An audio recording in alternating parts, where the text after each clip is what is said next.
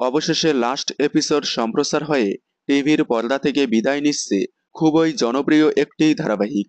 বর্তমান সময়ে খুব কম ধারাবাহিক টিআরপি চার্টে এগিয়ে থেকে 1 থেকে 1.5 বছর অতিক্রম করতে পারছে।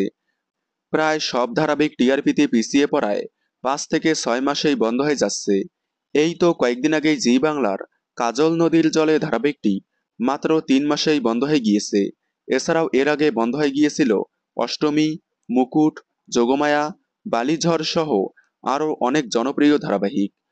ধারাবাহিকগুলো টিভিতে টিআরপিতে অনেকটাই পিছিয়ে থাকায় বন্ধ হয়ে গিয়েছিল। তবে যাই হোক, গত 25শে ডিসেম্বর শেষ দিনের শুটিং করার পর এবার লাস্ট এপিসোড সম্প্রচার করে টিভির পর্দা থেকে বিদায় নিচ্ছে জি বাংলার অন্যতম জনপ্রিয় ধারাবাহিক পুবের ময়না। অনেকদিন আগেই বলেছিলাম খুব শীঘ্রই বন্ধ হচ্ছে পুবের ময়না। গত 25শে ডিসেম্বর শেষ দিনের শুটিং করেছিল পুবের ময়না। আগামী 11ই জানুয়ারি লাস্ট এপিসোড সম্প্রচার হবে পুবের ময়না ধারাবাহিকের। দেখুন পুবের ময়না অন্তিম পর্ব আগামী 11ই জানুয়ারি ঠিক বিকেল 3:30টায় জি বাংলার পর্দায়। মাত্র 200 পর্বেই পুবের ময়না বন্ধ হয়ে যাওয়ায় আপনারা কতটা মিস করবেন কমেন্টে জানাবেন।